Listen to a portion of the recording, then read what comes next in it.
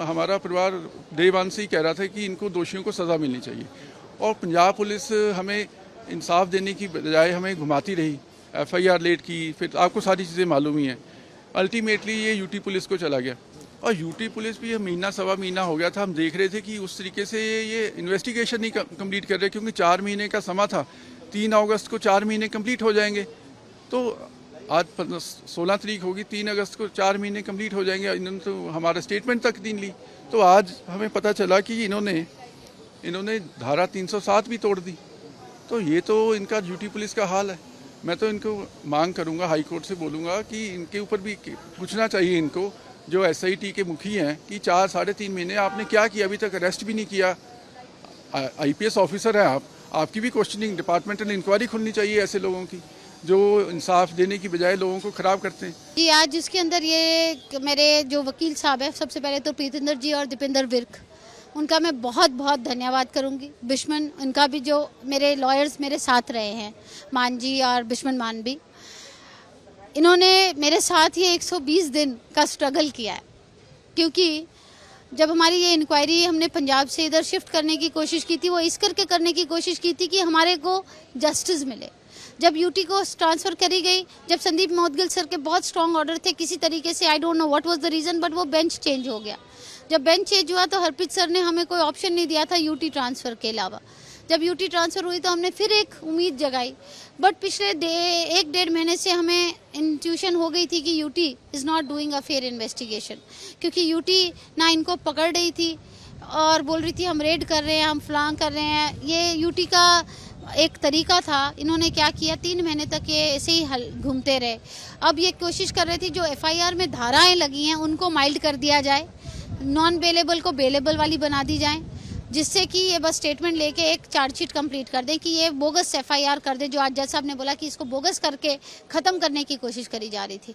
और जज साहब ने क्लियर बोला कि आई एम श्योर कि ये इन्वेस्टिगेशन फेयर नहीं हो रही है, आपके जवाब और आपकी कार्रवाई से ही पता लग रहा है।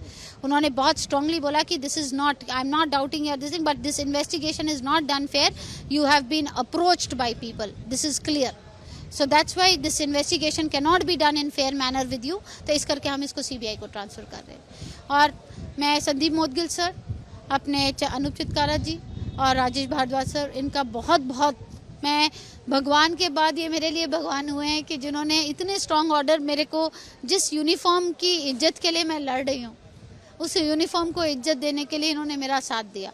और मेरे जो लॉयर्स थे, प्रीतिंदर जी, दीपेंद्र विर्क सर और बिश्मन जी और अमृत, इन्होंने सब ने मेरा शुरू से साथ दिया और मेरे साथ खड़े रहे इस लड़ाई में। So I can be not more thankful to them than this.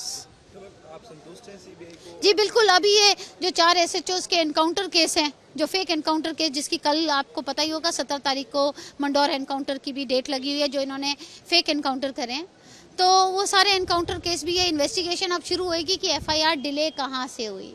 जो यूटी ने हमें बोला कि हम इन्वेस्टिगेट नहीं करेंगे एफआईआर डिले, हम तो खाली इंसिडेंट को करेंगे, तो वहीं से हमें पता लग गया था जब तुम इन्वेस्टिगेशन कहाँ डिले हुई है, किस कारण हुई है, वही चेक नहीं कर रहे, तो तुम हमें जस्टिस क्या दोगे? तो आप अभी सैटिस्फाइड हैं कि? हाँ जी, बिल्कुल बिल्कुल बिल्कुल जी है।